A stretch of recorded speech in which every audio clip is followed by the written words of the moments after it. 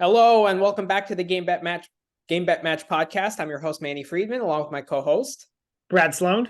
Right, back in the house, baby, for Australian Open fourth round. Right? Yep, man, that is correct. We're on the fourth round, and it's our third podcast. I don't think we podcast between the first and second round. There was too much action. We did the spaces instead, but yeah, yep. Fourth round, third podcast. We're doing okay, and we're doing it a little bit earlier this time. So like, there's actually going to be some time to listen for fourth round matches, right? Well, plus we're getting a little bit of a break, and that the matches now start later in the second week. So that's true. I think the first men's match is at 9:30 today. So yeah, we'll upload this as soon as we're done recording. We're recording around 5 p.m. Eastern time, and hopefully you get some picks in. We'll post them obviously on X, and maybe a little bit of logic, like written logic as well. So a lot of good content coming your way. So let's get right into it. Let me share my screen here. So I guess to kick off, we can take a quick look. Has anything changed in the outright market for people who are interested in futures? I doubt it, because there's been very little that's happened this tournament. Well, of note, in terms of who's going to win the tournament. But all my outrights are still in play. All my future bets are still in play. Yeah, I lost one. I don't remember what it was, but I hit two. I hit a FAA to lose in the third round. Okay, at 2-1. Good. So that was cool. I had Tsitsipas to outlast Dimitrov. So that hit. Okay. That's a good one. It's a really good one. Yeah.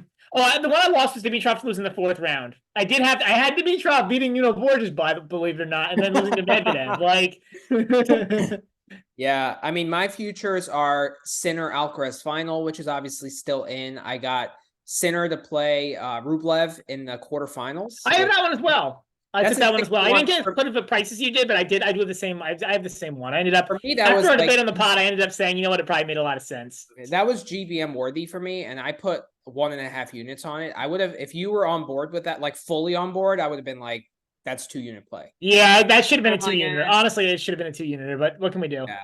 Yeah, but plus 600 for 1.5 units, like that could really change where everything is going, which is kind of down right now. But in terms of the outrights, is there anything else? Like, is there anything like the tournament? There hasn't been much. Like, I mean, it's 7 of the top 8 seeds advanced.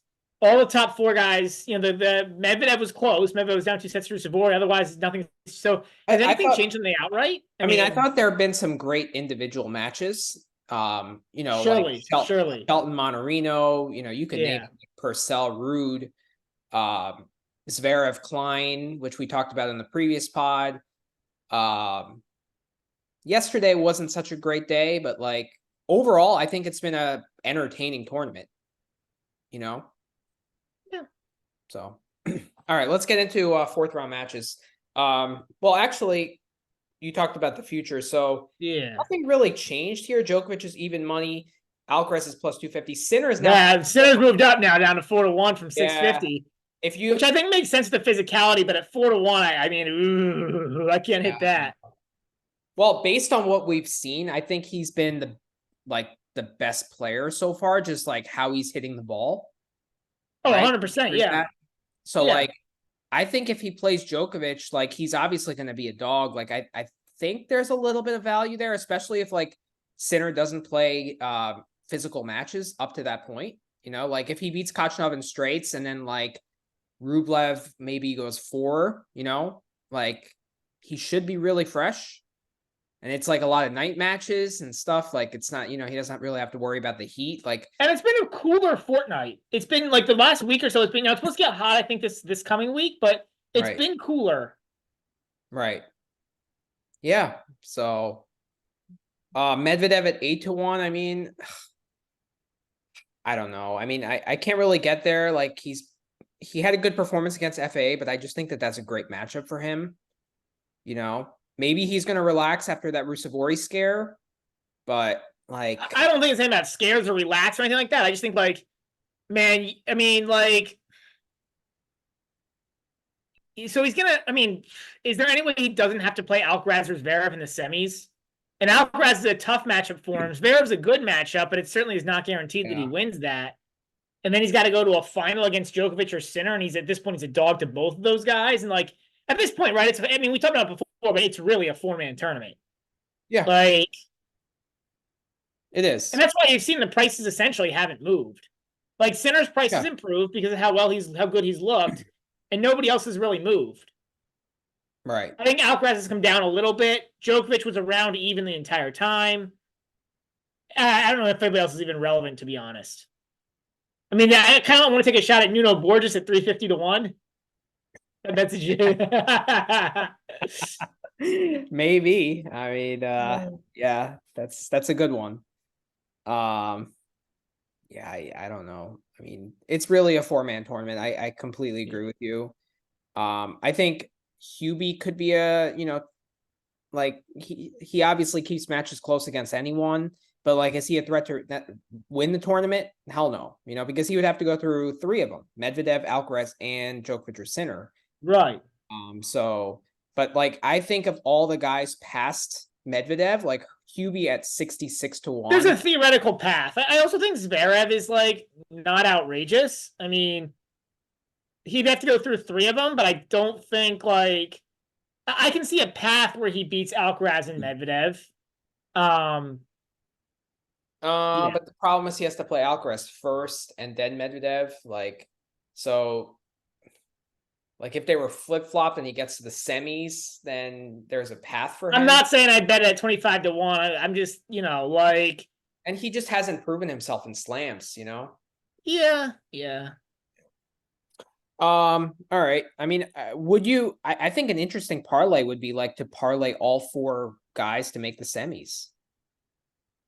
Yeah, the only one that scares me there is Zverev against Al. I think Zverev's got a shot against Alcaraz, which is probably the one reason I wouldn't take it. But what if you parlay just the first three? Djokovic, Sinner, and Oh, they don't have quarter three and quarter four yet. okay. Bottom half for some reason. I guess I don't know. Maybe we check a little later and we can like post it on Twitter or something.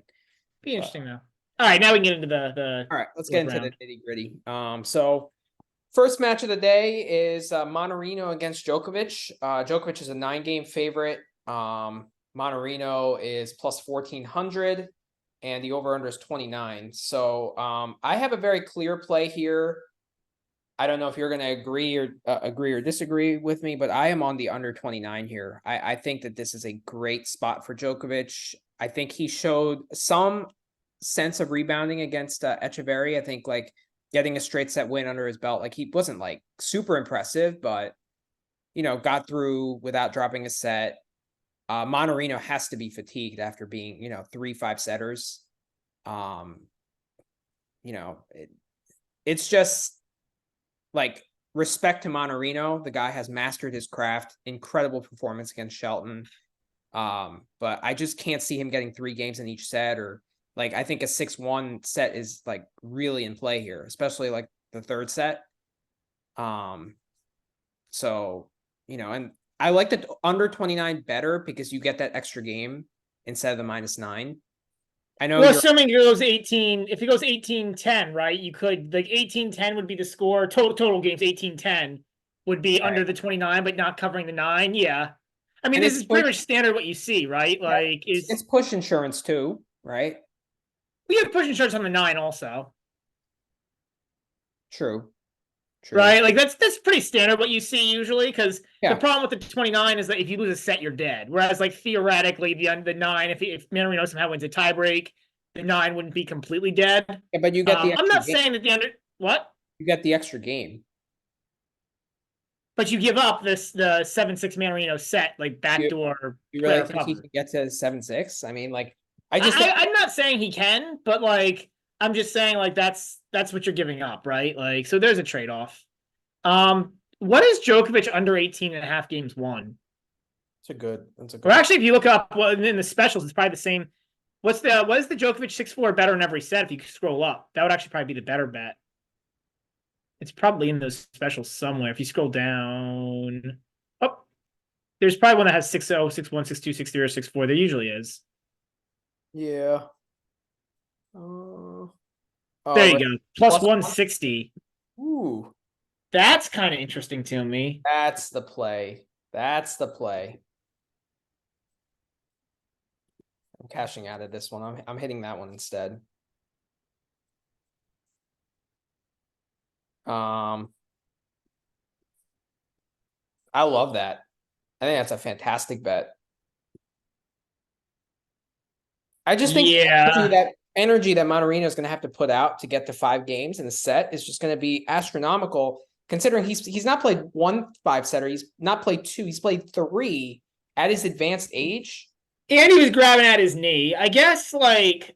And the last one was not just a normal 5-setter; it was almost 5 hours against Shelton.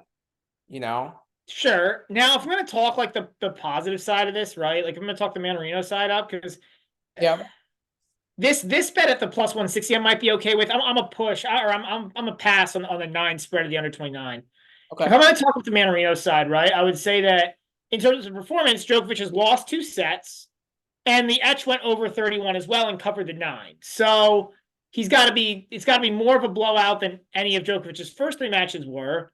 Secondly, Etch, I think it was like plus 140 for Etch to win a set. What is Mannarino to win a set here? It's got to be like 225. Mannarino is a much better player than Etch, and we talked on the pod about how much of a bad matchup Etch was for Mannarino.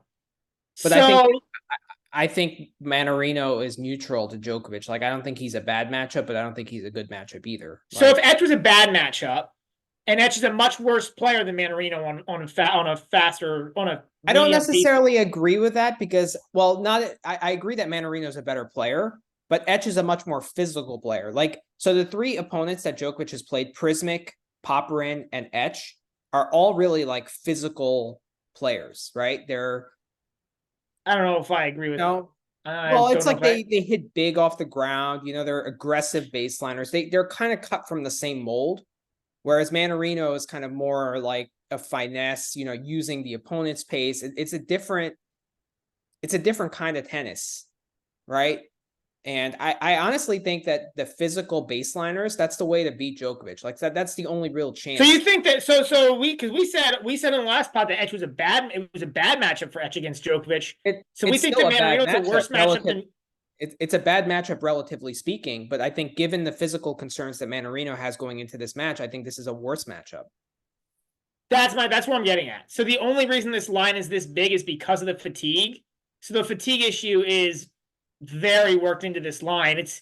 It's probably 2 games in this line that they're putting into this, that the market is already putting in this line for fatigue. Okay. Which is why I'm a pass. I think it's getting on the 9 or the under 29. I think it's getting to the point where, like, I think the market's got that fatigue pretty well in play. I don't really know what your. I disagree. I think it would be 8, like without the fatigue, or it should. So when Etch was that's where Etch was, and Etch covered 7. Like, I don't know. I mean, I look at how Mannarino has fared against top 10 players in the past. You know, like the Shelton one was like an anomaly kind of, and like I think the slower conditions actually helped Mannarino there. But I don't know. Shelton is still like, you know, unseasoned, right? As you say all the time, he's still very raw, right? So yeah, he can kind of make errors in inopportune times, and like, you know, he still needs to learn a lot, right? Whereas, you know, Djokovic, he's seen everything. Like, I respect Mannarino. I just don't respect him, especially in this spot. Like, I have a feeling it could be like a retirement is almost in play. Like, he loses the first set 6. Well, then that's my other fear, though, because then if you're going to take the 9 or the under, then if you get that retirement's a push. So, like, the bad fatigue, like the fatigue, if the fatigue is really, really a problem, it could end up with a push, and then you yeah. But if you get a push, the bet is void, right? Like, so it's right. But that's my point. But like that's a bet that's like a win that gets robbed from you, kind of. But why are you worried about that? Like, well, because if I'm gonna win, I want to win. I don't want to, you know what I mean? Like, yeah, you want to win, and it sucks, but like, it's basically like staying away. If you stay away, you push no matter what. No, okay, so then that's the point, right? Like, I just think like the fact that the retirement is in play kind of makes me want to hit a pro Djokovic line, because like if I get a retirement, then I just like I'm aggravated, but okay, I just like it's basically like staying away. But you were on the right track. You just got unlucky. Like, I don't see how Mannarino has success here, or like I just can't see a path for him. But I mean, I didn't see a path for Prismic. Not too many people saw a path for Popper. Not too many people saw a path for Etch, right? And all of them covered. So that's right. Like that's the like. I don't know. Yeah, I'm not. Yeah, I'm more. Your pass, complete pass here. Yeah, I mean, the only one that I think it looks interesting to me at all is the Djokovic to win in 6-4 or better in each set at plus 160. I mean, the other thing you could look at here is like live betting this set by set, because then the retirement's not as in play. And especially if Mannarino comes out and the first set doesn't look good, we've seen this with Alcaraz and Sinner, right? Where like the live betting on them, even with the extreme spreads, came in really strong in the and so I think that could be a look too, and that might almost be a better look here because like if Mannarino comes out and has anything left in the tank, the under 29 could be risky. So could the nine games. Like, I mean, I could see Mannarino squeaking a set to 5 if he somehow has any gas in the tank. I don't see how he would, but man, I don't know if he does. Like, and like I said, the plus 160 just because the odds are nicer. The plus 160 on the 6-4 better in each set. That I could maybe get behind just because now you're getting the strong plus money. Right. I mean, to me, that's the play. I much prefer that than the under 29 because, like, you could get 4, 4, and 4, and that's 30, and you're getting plus 160 for that. Yeah, I'm not as worried about 4, 4, and 4 here. I think like you're just getting plus 160 versus minus 115 or whatever, minus 120, right? You're getting 80 cents, and those are like. Well, I was over the under 29 to begin with, so yeah. I mean, 3 sets is minus 315. It's just. I wouldn't hit that. I think that's the worst bet on the board. I think if you're going to hit something here, you got to go either the 9 or the under or the special we just brought up. I don't really see much else. Breaks over 5.5 is minus 150. Under 5.5 is plus 115. The problem is it might end up having to be all Djokovic. Exactly. So that's tough. Mannarino to not break is plus 130. That's kind of juicy. But Mannarino, he's flashy, like he can like just. Well, I think the bigger issue, right, is like we just showed that like is Mannarino holding 5 times in each set? Is Mannarino holding 5 times in a set to get to 7-5? I don't think so because Djokovic will have that wide serve covered, like yeah, it's that he first of all his stretch backhand is the best in the world and that's his signature return, right? So he's going to have that covered. Yeah. So when that's covered, where does Mannarino go in the box? Like that's his go-to serve, which is going to be neutralized. So I don't know. I mean, I'm going to stay away here because I don't like Mannarino under half a break because like he's really flashy. He can like just play some genius tennis for a game. I mean, so what if he did this? This is an idea. What is Mannarino to break in the first set? It's like plus 250 or plus 300 or something. Mannarino to break in the first set? Yeah. Djokovic, where is it? If you go, it's in those specials. First service game to be broken. First service game to be broken. It's 9-1. I don't know that I like that, but if you scroll all the way up, I think it's an interesting look. Actually, now that I think about it, it's an interesting look for 9-1 to get to be broken first game. Like there was a line up there in the specials on Mannarino to be broken or Mannarino to break in the first set. Mannarino to break plus 250. Or you could take the plus 320 on both to break in the first set. I like that better. Like if I was gonna bet you could do that and bet the Mannarino to not break. And then if one of those comes in, you make money. I mean, is Mannarino really breaking in the second or third set? Like, that's a good look. That's a really good look. Yeah. Um, but overall, this is such a tough match to bet in my mind because fatigue is baked into this line. So it's like, how worn out do we think Mannarino is? I don't know the answer to that question.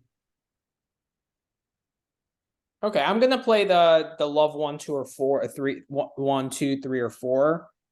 At plus 160. And I like this both players to break in the first set. I think that's good value at plus 320. I like the fact that it's a first set line. Like, how many times has Djokovic been broken in this tournament? He was broken. I think once by Etch? No, he wasn't broken at all. Not by Etch. He was broken twice by Poppy and 4 times by Prismic. Yeah. I like the fact that it's a first set line. Like that's the only kind of time Mannarino will be fresh. Like, I don't know if you remember, but 2 years ago, Mannarino got to the 4th round of the Australian Open and he played that epic first set against Nadal, which was like, I think it was like 14-12 in the tiebreak. Nadal pulled it out and then he ran out of gas, but like he played an amazing first set and the tiebreak was nuts. So I like that. I think that's good value, plus 320. Like, Djokovic will surely break. It's just a question, will Mannarino break? Yeah. So I'll put half a unit on that. Yeah, I got to think about it, but I think but for me, this is small unit. Like for me, I'm not putting more than a half unit on this.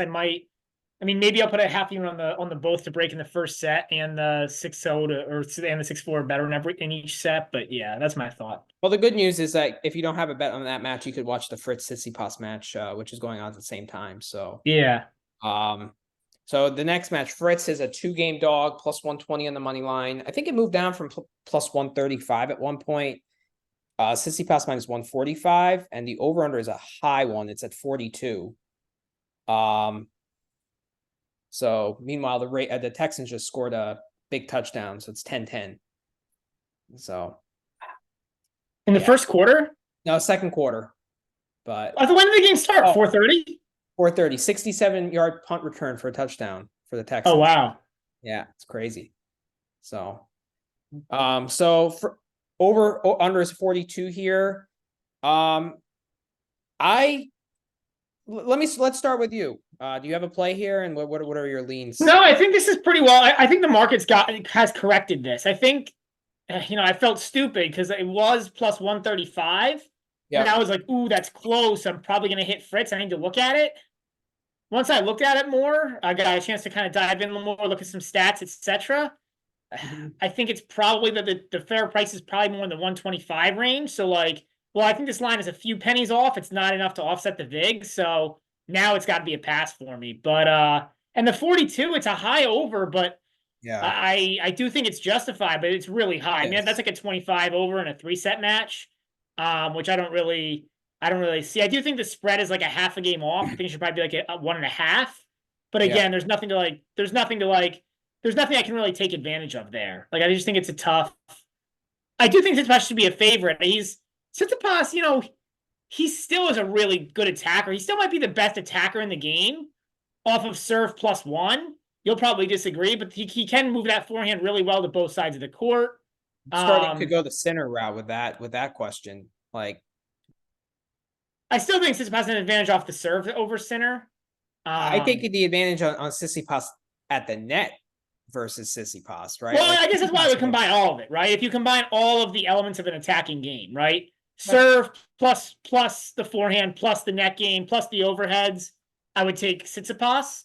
And I think he's probably the premier when you combine that element of the game. The problem is his defense now is terrible. I mean, he's regressed defensively, and the backhand when it gets rushed, it's a nightmare. So good question for you in this matchup. Who do you think is the better defender? Oh, Fritz, easily. I agree with you. But Tsitsipas is the better offensive player by a significant margin too.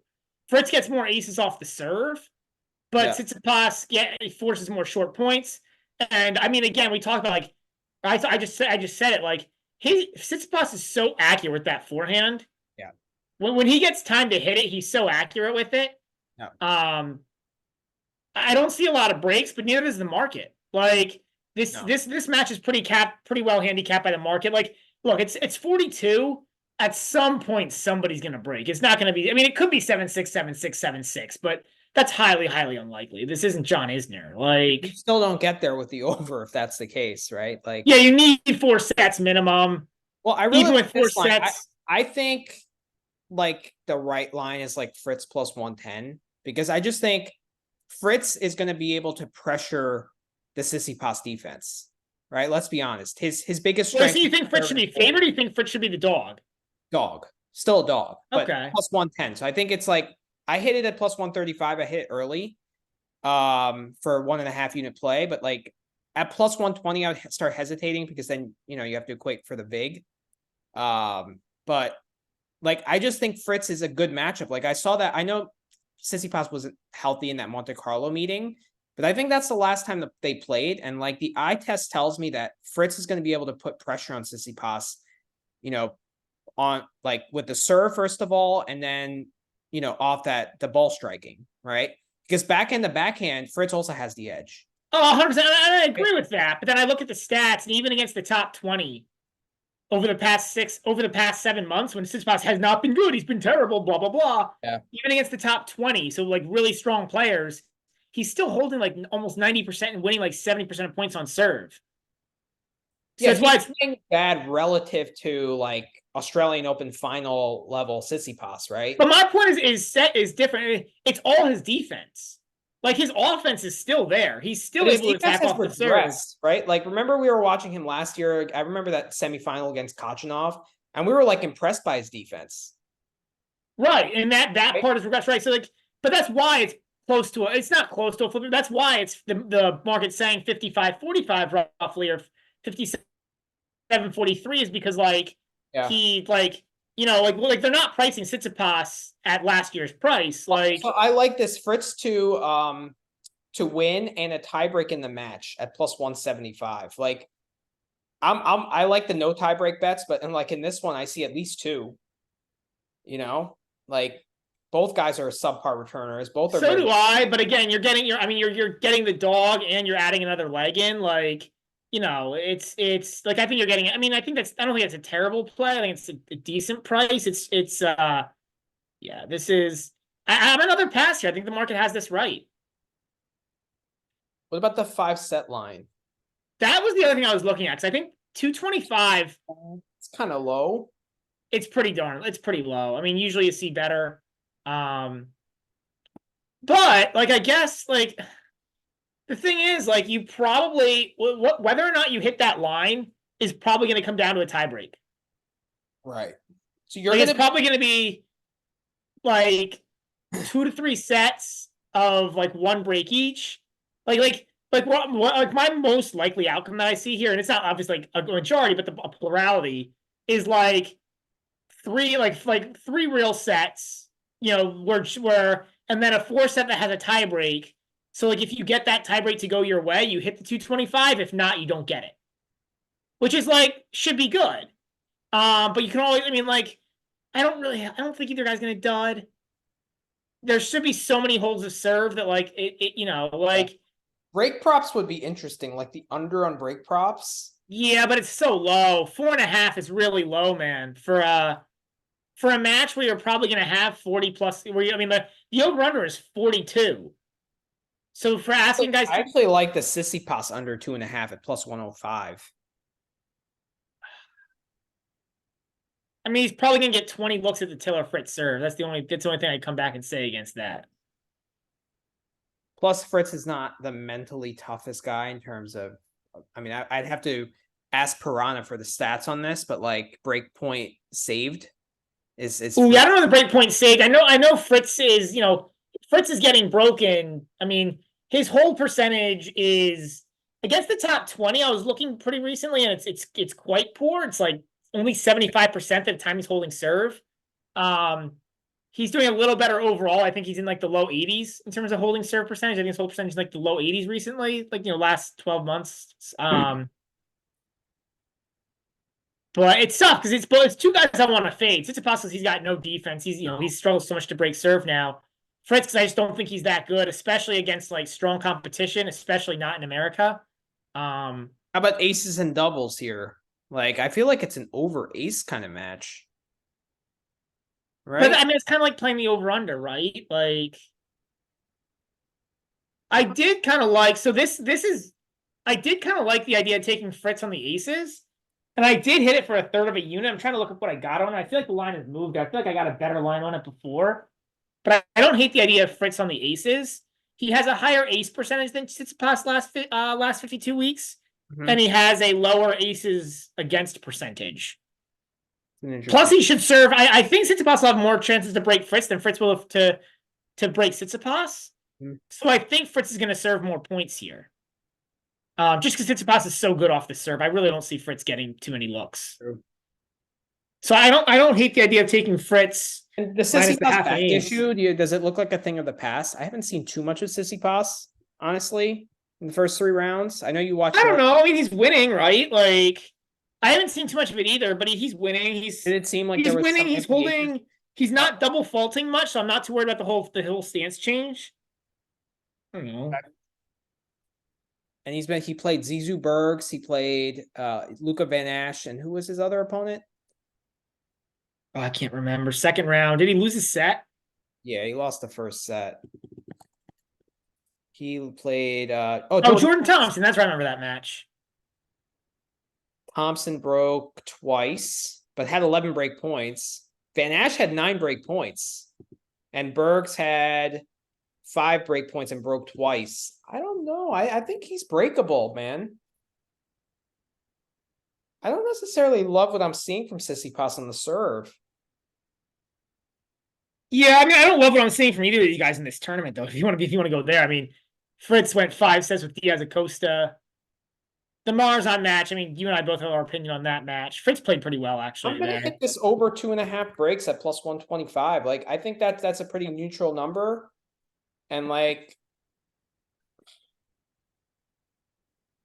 I don't know. I like each guy, Van Ash broke him. Thompson had 11 break points and broke twice. Yeah, I get it. Look, based on how he's done this week, yeah, I think you got a good look there. Like, it's only 2.5, and Fritz has the ball striking edge.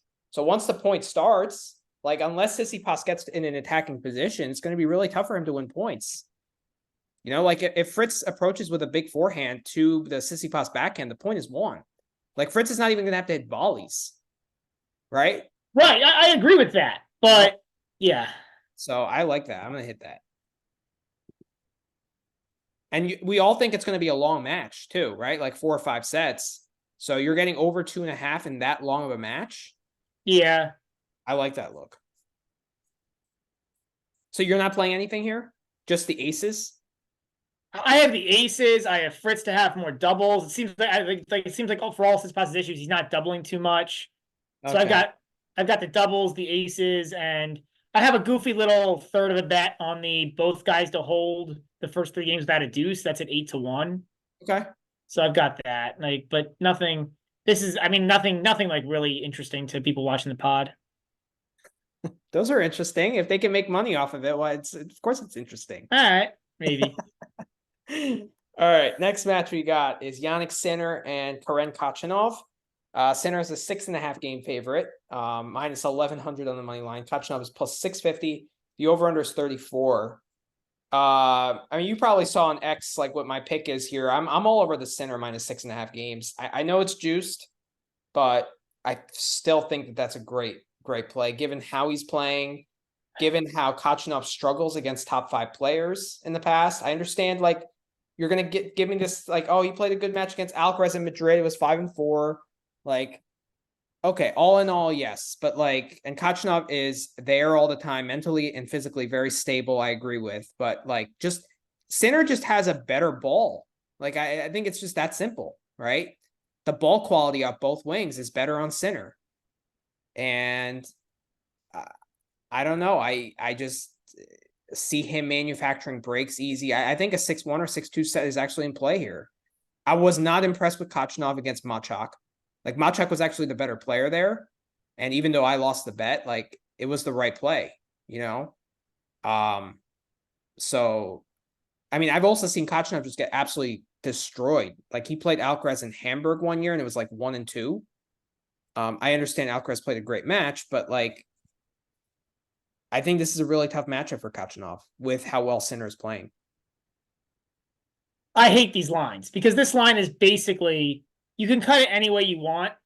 Or you can play any of these lines that you want. They're basically all the same thing. It's basically all can Khachanov take a set. Do you think so? You know, like I'm a passy. I think the market has this one pretty right too. Like, so yeah, I hear all that, right? But Like Khachanov, like the only way he gets a set is if Sinner has a bad set. It's not if yeah, he's gonna get three plays shots at it. You just said it yourself. He's gonna be there, so he's gonna get 3 full shots. You know, 3 real shots at it. I mean, look, Sinner only won by 7 against VDZ. I know that was the first round of the tournament. I know it was his first match. I know he didn't get a warm up, yada yada. But like, I want to hesitate.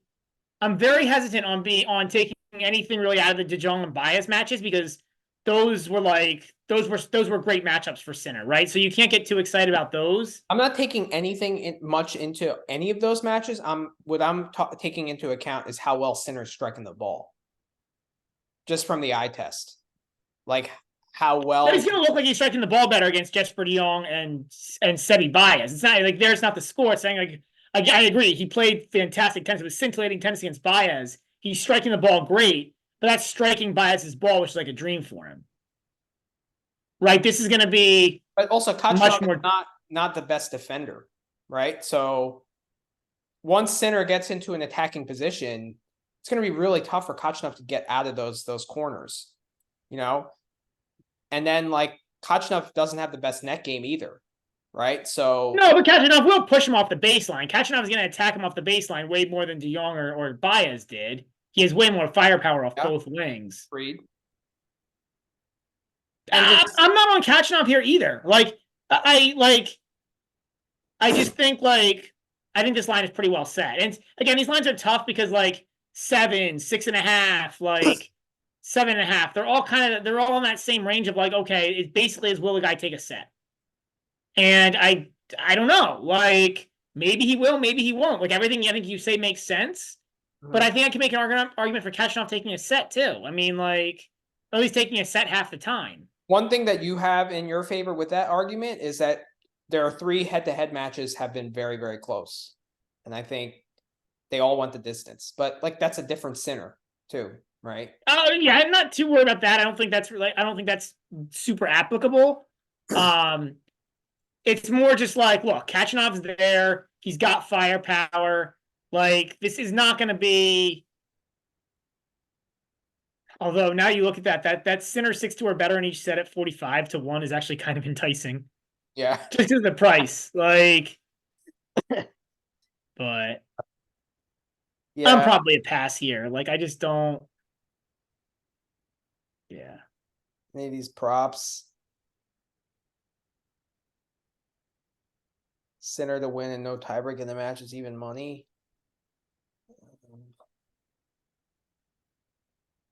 Sinner to lead 3-1 after 4 games in set 1 and set 2 at plus 650. I usually don't find that I like those very much. It's very rare that I've hit those. Yeah. Or even tried those. I mean, if you look at these, they're all the same line, right? This is all about can Khachanov win a set. Right. And what's plus minus 105 for Khachanov to win a set? Yeah, it's basically even. Yeah. That's the question that the book is asking you. Can Khachanov win a set? Right? And I say no, but and I'm not saying yes. I am not saying yes. I'm saying maybe like right. There's a path, like anything in the break props. What's the Sinner over on break props? Because like Machak had 19 break points. He could only convert 2 of them.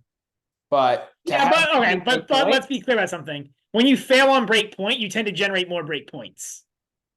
Good point. But like, I guess the better stat to look at is how many games did he manufacture break points? That's the better stat to look at. Right? Exactly. Yeah, you hit that on the head. You hit on the head. I watched that match from start to finish, and there were at least like 6 or 7 games. I think it was 8. I think I read somewhere the total was 8. Like, I mean, to go the other way, the Koch was generating break points. I'm not saying he wasn't. Right. He was, yeah. So over 4.5 at plus 105. It's the same question. Yeah, It's all the same questions. Like 5 breaks in 3 sets is a lot. Now you're asking for him to win like 4-2 and 2. But that's a good hedge for the 6.5, right? Because if it goes to 4 sets, then you have that break, you have that bet to cover you. Kind of. Right? Yeah, kind of. Unless the one set is because Khachanov wins 6-4 and doesn't get broken, right? Like True. I mean, look, I can, I'm not gonna hit it, but I mean, Yeah. it's interesting. The draw on the aces at 12-1 is interesting. Yeah. I just feel like the draw on the aces is harder to hit than the draw on the doubles. Like the draw on the doubles, it feels like it's a little easier to hit because there's just a small number usually. Yeah, but it's only 4-1. That's 12-1. Yeah. No, I know, but like aces, like depending on how each guy is serving, there tends to be like a wider variance, right? Like True. it's pretty rare that somebody has a bad double fault. I mean, there's like 5 or 10 guys on the tour that have bad double fault saves and will throw in 10 double faults in a match. Everybody else is usually like 5 or less. Right. All right. Yeah, I think I'm just gonna stick with the 6.5, honestly. That's gonna be my play. I see it. It's a, like I said, we talked about it, it's a binary question, right? And I can see the argument both ways. Like, yeah. Okay. So no play here. Do you have any props? no play here. This Wow. is no play for me. All right, Minaur Rublev. So Minaur is a 2-game dog plus 115 on the money line. Rublev minus 140 over under 39.5. I'm staying out of it here just because I have so much futures money on it. Like I have that 6-1 there. So I'm just playing Rublev. And honestly, if I didn't have a play there, I'd lean Rublev money line at minus 140. I know it's juiced, but like I think he should be minus 165, minus 170. I understand de Minaur is playing well, but Rublev has cemented himself as the 5th best player in the world by a comfortable margin, too. And like de Minaur struggles against pace per se, right? Like real pace. So I don't know. I mean, so I've got a little bit of a different take here. So I was looking at this. de Minaur, he's clean. So de Minaur's 8-8 against the top 10 past 52 weeks. Now that's because he won 3 matches of the United Cup last week, or not last week, a couple weeks back. So he was 5-8 before that, but still 5-8 against the top 10 is not bad. He seems to really struggle against 4 guys: Sinner, Alcaraz, Djokovic, Medvedev a bit, and Tsitsipas. Who doesn't? Who doesn't struggle? Well, Tsitsipas okay, but who doesn't struggle against those other 4 guys? Right. So what I take from that is like I don't think it's so much pace. It's A, like who doesn't struggle against those top 4 guys I just mentioned, and B, Tsitsipas is such a good attacker, right? Like the problem is Tsitsipas is such a good and varied attacker, whereas like yes, that's going to beat de Minaur, and it's like kind of clear as to why.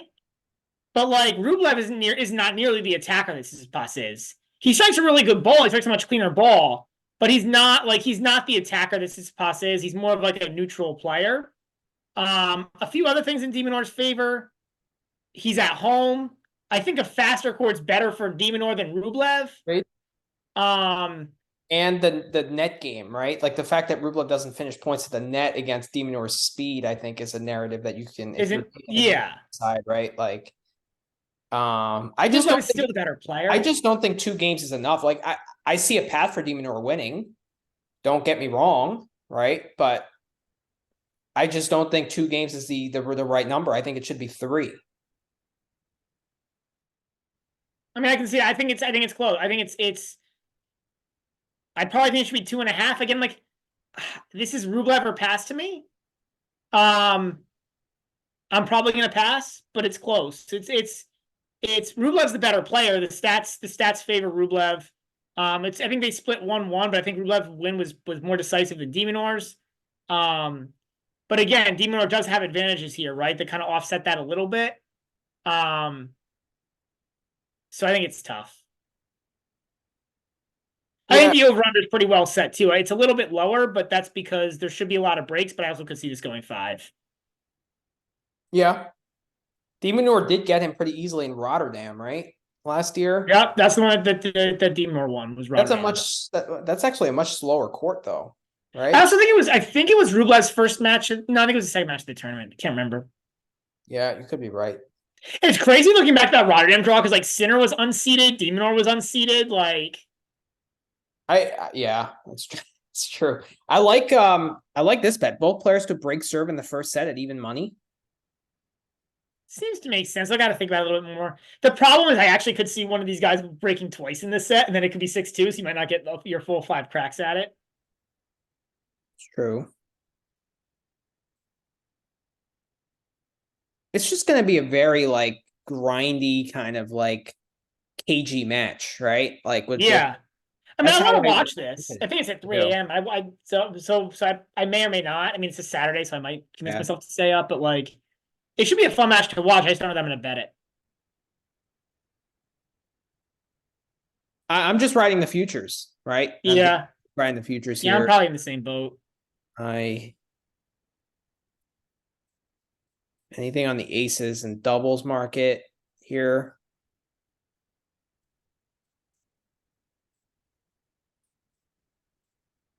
A lot of lines. Total breaks and serve over 7.5. That's about right. Demonor over 3.5. Rublev over 4.5. But I think these are pretty. I think these are pretty right. Like, I think most of these lines make pretty good sense. I could maybe see going over on the total breaks, but it's tough. I think like I honestly think that that's just another variation of the over, though. I think it's close enough that these are all just like variations of over unders, you know? Yep.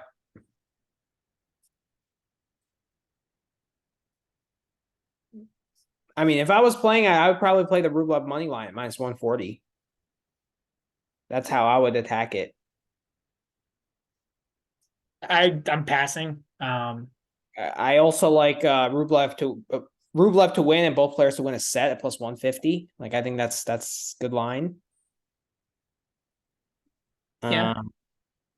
I have a over 3.5 set parlay with this and the Fritz Tsitsipas Okay. combined with the Djokovic Mannarino under.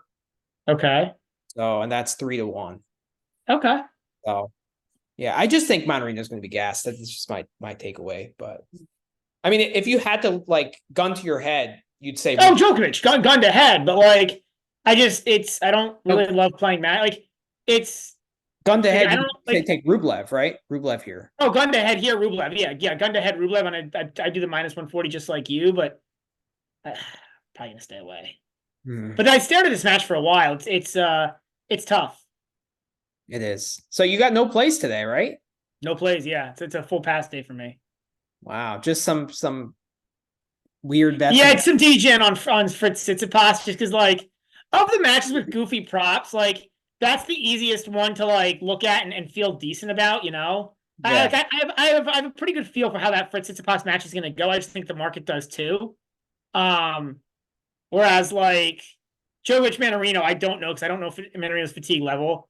Tsitsipas Khachanov is all the same question, and like I don't know. And then Demonor Rublev, that's got a little more variance in it. I mean, I also think like the Fritz Tsitsipas 5 set line might have some value too at the plus 230. So it should be a tight match. Yeah. So I mean, those are my overall takes for tonight. Well, just do me a favor and just place your goofy bets on X because I think there is value to them. All right. I'll throw them up. All right. Quick break here, and then we're gonna get into the second part of round 4. Awesome.